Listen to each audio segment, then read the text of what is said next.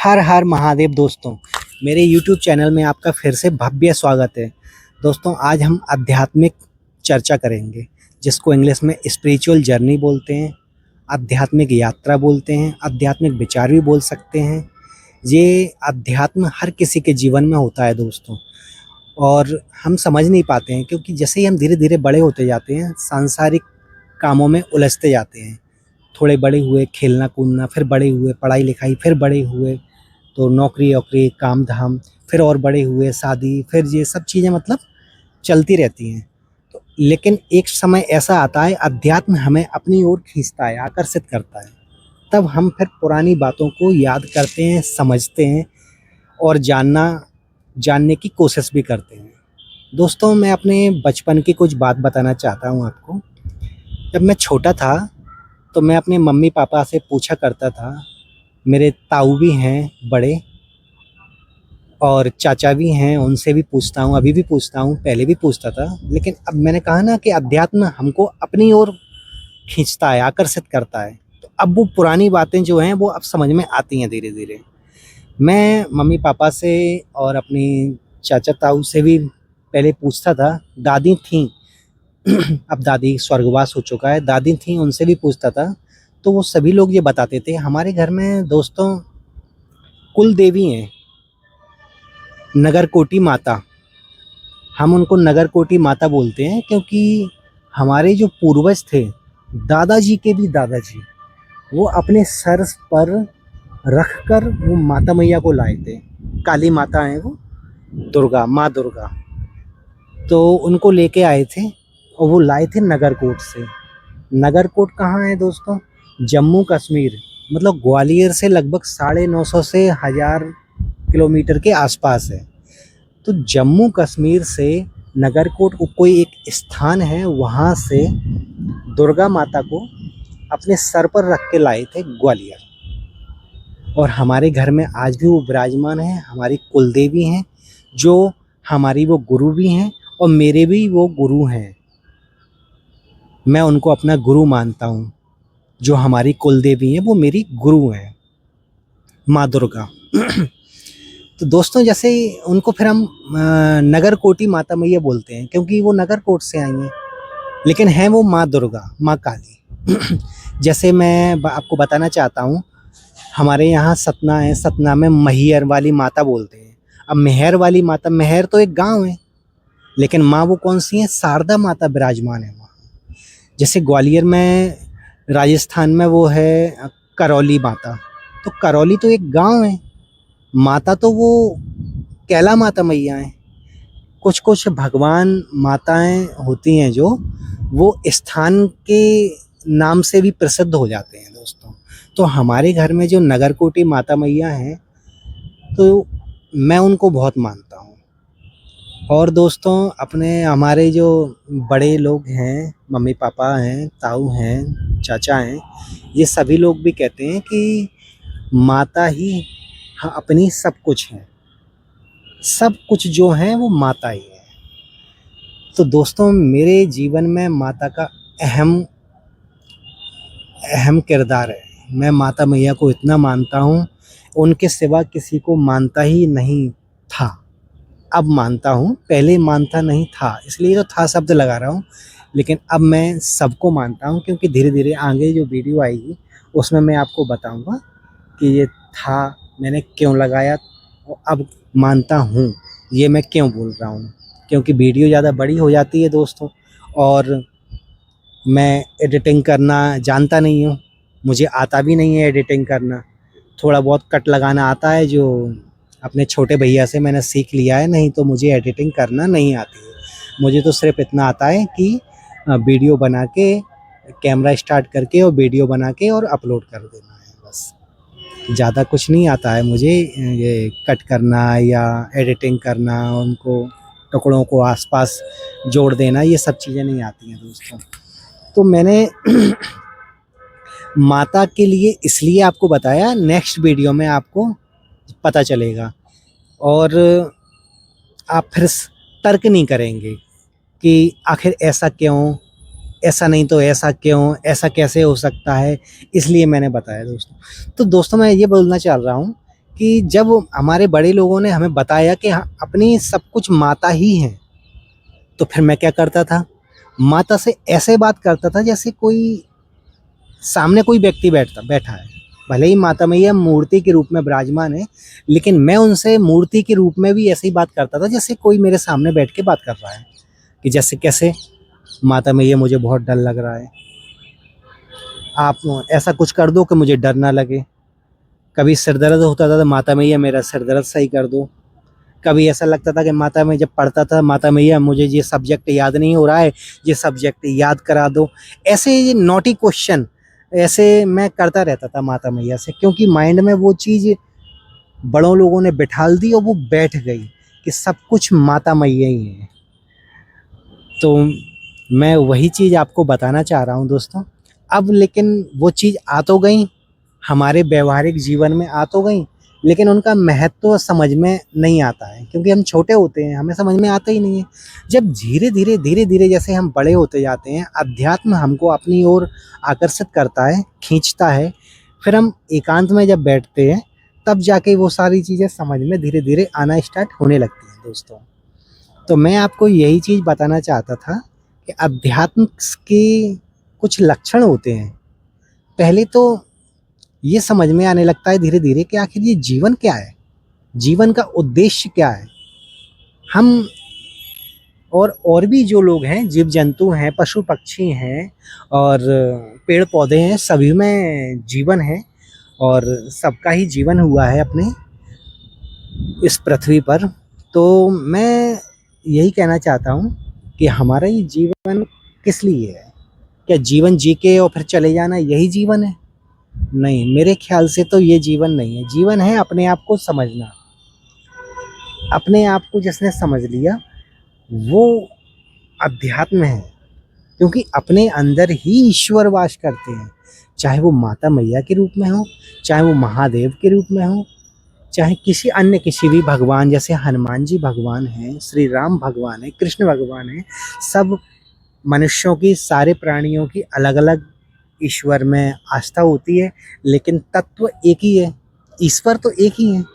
आत्मा के रूप में परमात्मा विराजमान है अपने अंदर, और हम उनको अगर समझ लेंगे तो भगवान के धीरे धीरे हम लोगों को वो होने स्टार्ट हो जाता है, मतलब अध्यात्म जिसको कहते हैं। मुझे कहीं कहीं अटक जाऊं दोस्तों तो मुझे क्षमा कर देना, क्योंकि मुझे एडिटिंग करना नहीं आती है। कुछ वर्ड मैं भूल जाऊं, निकल जाएं, और थोड़ा सा बोलने में लेट हो जाता हूं, तो आप लोग ये नहीं सोचना मैं नया हूं, मुझे क्षमा कर देना, मुझे ज़्यादा कुछ आता नहीं है। तो दोस्तों, एक तो पहले ही मैंने ये बता दिया कि उद्देश्य लगने लगता है कि आखिर हमारा उद्देश्य क्या है। क्या यही उद्देश्य है बड़े हो और फिर अपने सारे क्रियाक्रम करके और फिर चले जाओ? दूसरा दोस्तों, अध्यात्म की फिर से शुरुआत हो जाती है किससे, कि भौतिक जो चीज़ें हैं, जो सुख सुविधाओं की जो चीज़ें हैं, उनसे धीरे धीरे मोह भंग होने लगता है। यार ये ठीक है तो ठीक, नहीं है तो कोई बात नहीं, हमारे भाग्य में होगा तो ठीक है, नहीं होगा तो ठीक है, कोई दिक्कत नहीं है। तीसरा दोस्तों, जितने भी अपने मनुष्य हैं, प्राणी हैं, जीव जंतु हैं, पेड़ पौधे हैं, जितना जितना भी सब कुछ है, जीवन जो ईश्वर ने दिया है, उनके प्रति प्रेम, दया भावना ये विकसित होने लगती है हमारे अंदर अलग से, अपने आप में।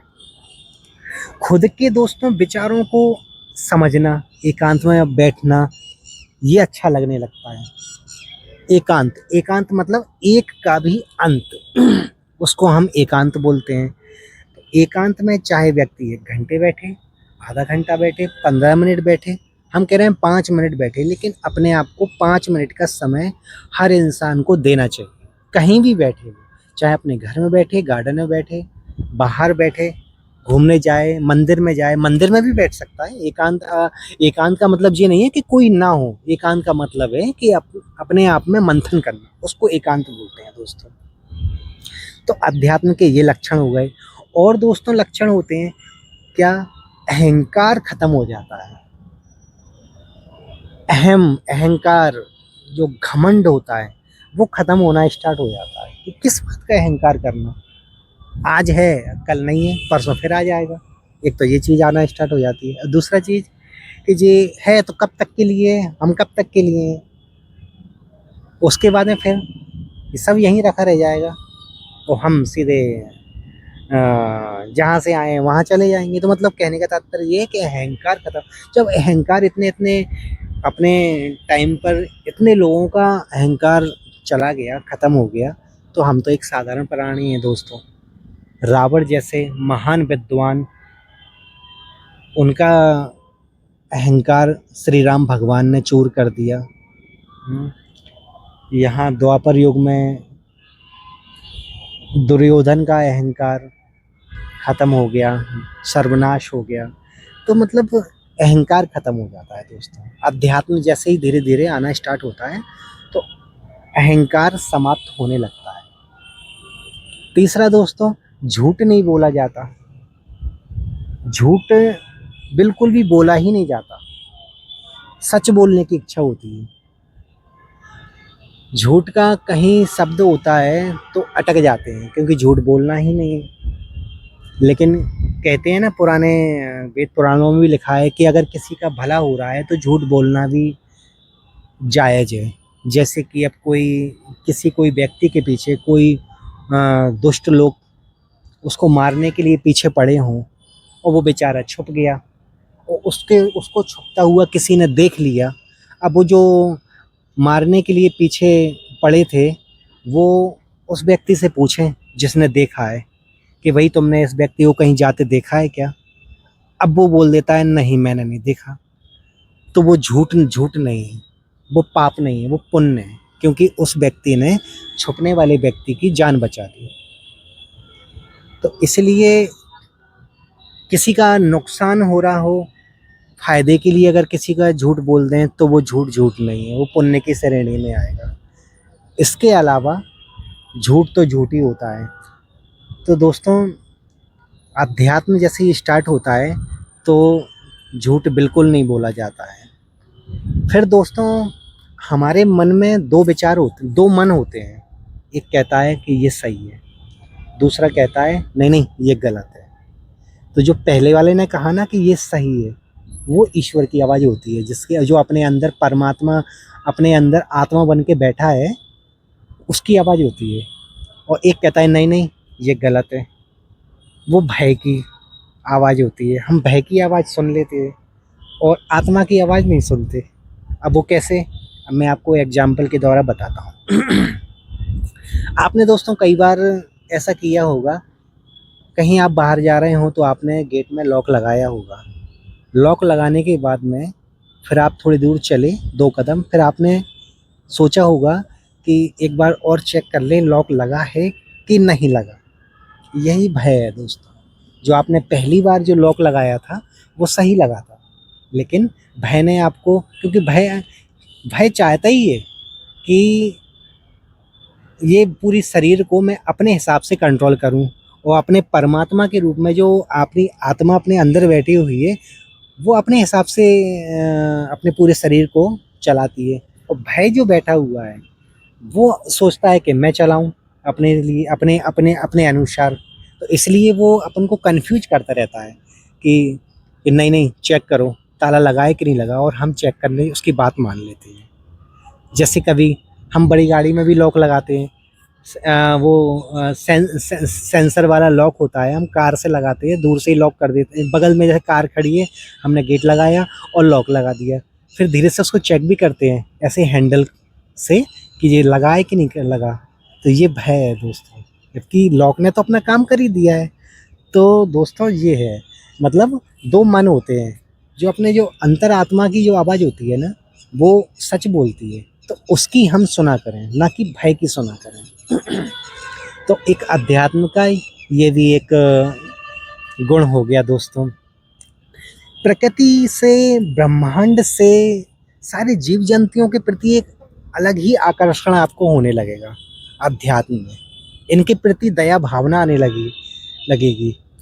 बच्चों से आपको प्रेम होने लगेगा, मनुष्यों से, प्राणियों से, जीव जंतुओं से, सब लोगों से आप स्नेह की दृष्टि से देखने लगेंगे। आपके अंदर किसी के प्रति गलत करने की आपके मन में इच्छा ही नहीं होगी। आप ये सोचोगे कि नहीं नहीं नहीं, हमें किसी का गलत नहीं करना है, सबका भला हो भगवान।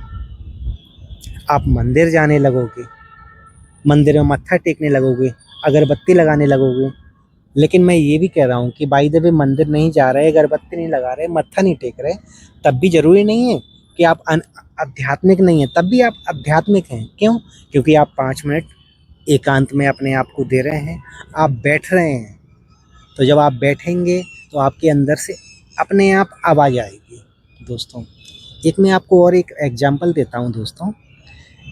जैसे मम्मी हैं, मेरे पापा हैं, उन्होंने मुझे 100 रुपये दिए कि जाओ ये सामान ले आओ।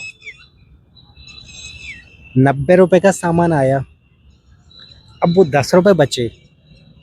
तो पहले इच्छा ये होती थी कि 10 रुपये रख लो, तो एक अंदर से जो मन है ना, वो कहता था नहीं लौटा दो। दूसरा मन क्या कहता था कि नहीं नहीं रख लो, क्योंकि मम्मी पापा ने तो मांगे ही नहीं है। तो मांगे नहीं है तो इसका मतलब क्या हम लौटाएंगे नहीं? लौटाना चाहिए, क्योंकि वो अंतरात्मा कह रही है कि नहीं लौटाओ, और हम फिर भी रख लें, तो वो दूसरे मन की आपने बात मान ली, अध्यात्म थोड़ा कम हो गया। तो जो अंतरात्मा की आवाज़ होती है दोस्तों, वो हमको सुनना चाहिए और समझना चाहिए, क्योंकि अंतरात्मा जो है, वो अंतरात्मा ईश्वर के रूप में हमारे अंदर बैठा है, वो हमको गाइड करता है, हम उसकी सुनते नहीं हैं। क्योंकि ये मार्केट की आवाज़, हल्ला गुल्ला, और हम जो अपने निजी जीवन में हमारे मित्रगण होते हैं, दोस्त यार होते हैं, काम धाम करते हैं, वहाँ अपना संपर्क रहता है, हम इन्हीं में उलझे रहते हैं। लेकिन इनमें उलझना भी ज़रूरी है, क्योंकि जीवन चलाना है तो सबके साथ में व्यवहारिक रूप से हमको रहना है, उनके साथ में बरतना है, उनको फॉलो भी करना है। लेकिन मैंने कहा ना कि 5 मिनट 10 मिनट तो अपने आप को दे सकते हैं। आप बैठिए, मंथन कीजिए, आपको समझ में आएगा कि अध्यात्म क्या होता है दोस्तों। फिर दोस्तों, एक और चीज़ है कि आप जब अध्यात्म की तरफ बढ़ते हैं ना, तो फिर आपको और तर्क वितर्क आपके दिमाग में स्टार्ट होने लगते हैं कि जी आसमान है तो इसके ऊपर क्या है, क्या भगवान इसके ऊपर है? अरे ये पूरी सृष्टि ही ईश्वर है। ईश्वर ने इस सृष्टि को बना के इस सृष्टि में ही विलीन हो गया है। तभी तो कहते हैं ना, कण कण में शंकर, कण कण में शंकर, कण कण में महादेव, कण कण में ईश्वर का वास। क्योंकि ईश्वर ने इस सृष्टि की रचना की और खुद भी इस सृष्टि में विलीन हो गया। अब इस सृष्टि में हम भी हैं, हमारे अंदर भी विलीन हो गया। पशु पक्षी हैं, उनके अंदर भी विलीन हो गया वो ईश्वर। पेड़ पौधे हैं, इनमें भी विलीन हो गया। कण कण में जो नीचे कंकड़ भी डला हुआ है, उसमें भी शंकर है। क्योंकि वो आज कंकड़ है, पता नहीं है वो आने वाले 5 साल बाद कोई बिल्डिंग का भी हिस्सा हो सकता है। आज पैरों में रूंधा जा रहा है और चप्पलों के नीचे आ रहा है, वो कभी ना कभी कण हो सकता है बड़ी विशाल बिल्डिंग का रूप धारण कर ले। जब हम स्ट्रक्चर का निर्माण करते हैं, बिल्डिंग बनाते हैं, वो कण उसमें भी जाएगा, वहाँ पहुँच गया। फिर आने वाले टाइम में इस सृष्टि का जब वो होगा, एक सर्वनाश होता है ना, फिर दोबारा से वो कण नीचे आ गया। तो ये चलता रहता है, आना जाना, प्रकृति का बनना, ब्रह्मांड का बनना बिगड़ना। पता नहीं हमारे इस पूरे ब्रह्मांड में कितनी जीव जंतु हैं और कितने प्लानेट हैं, कितने जगह जीवन है, कुछ पता ही नहीं है दोस्तों। वो बीच में कॉल आ गया था और मैंने जैसा कि बताया, ज़्यादा मुझे आता नहीं है कुछ, तो अब वो कॉल आ गया और इधर मैं आध्यात्मिक चर्चा कर रहा था। अब मुझे बीच में वीडियो को रोकना तो आता नहीं है, कॉल उठाऊं कि वीडियो रोकूं, तो इस वजह से वो वीडियो कट करना पड़ी। तो दोस्तों, मैं हाँ ये चर्चा कर रहा था कि मैंने एक जगह पढ़ा था, देखा भी था कि उन्होंने बताया था कि अध्यात्म के 3 लेवल हैं। एक हम जो सोते हैं, एक वो लेवल, और एक जीवारा लेवल जिसमें अभी हम जी रहे हैं, और एक वो लेवल जो इस संसार से जाते हैं। अब जैसा कि हम सो रहे हैं, सोते में जो हम सपना देखते हैं, वो हमको ओरिजिनली लगता है ना कि हाँ ये इसमें हम भाग रहे हैं, दौड़ रहे हैं, खेल रहे हैं, काम कर रहे हैं, किसी दोस्त से बात कर रहे हैं, अपने किसी जगह वर्क कर रहे हैं, जहाँ काम धाम करते हैं वहाँ वर्क कर रहे हैं। लेकिन उठते हैं तो क्या होता है, अरे ये सपना था, फिर हम ये वाले जीवन में आ जाते हैं, ये वाले जीवन में जिसमें ओरिजिनल वाले सोने के उठने के बाद में। ठीक है, ये दूसरा लेवल हो गया। तीसरा लेवल, जब हम इस संसार से जाते हैं तब फिर ये समझ में आता है कि ये भी एक सपना ही था। तो सपने क्या दो होते हैं क्या? जो हम सोते हैं वो सपना, फिर दूसरा जो हम जी रहे हैं, फिर यहाँ से जब जाते हैं तो ये वाला भी एक सपना लगता है कि ये भी एक सपना होगा। दोस्तों मैं अभी जैसे 38 का हूँ, 38 ईयर, 38 साल का हूँ। तो आज से लगभग 15 साल पहले मेरे अंदर एक स्वभाव था कि मैं अकेला रहना ज़्यादा पसंद करता था। इसका मतलब ये नहीं है कि मुझे भीड़-भाड़ पसंद नहीं है, दोस्तों के साथ में उठना-बैठना पसंद नहीं है, और जो घर में जो मेहमान हैं, हमारा पूरा परिवार है, उनके साथ बैठना और सब कुछ पसंद है। लेकिन कुछ समय के लिए मुझे ऐसा लगता है कि मैं अकेला रहूँ, एकांत रहूँ।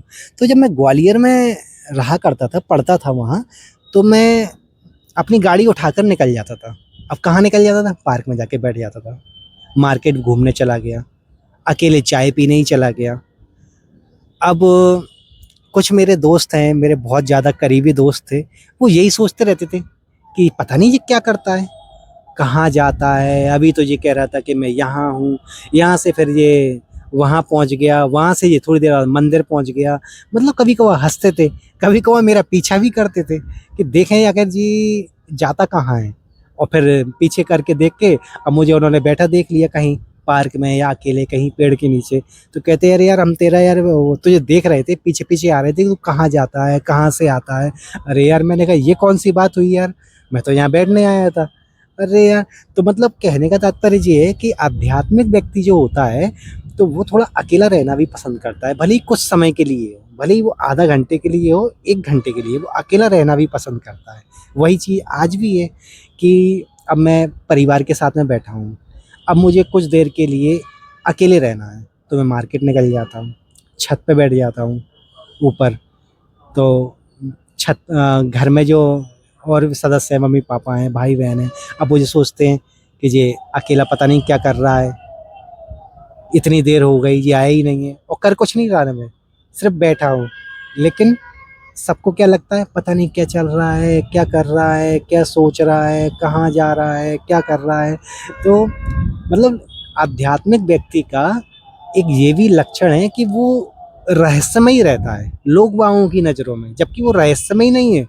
वो सिर्फ़ सीधा गया, अकेला बैठा, अपना काम निपटाया, फिर आ गया। अब उसको घूमने जाना है, वो अकेले जा रहा है, घूम रहा है, फिर आ गया, फिर टहल रहा है।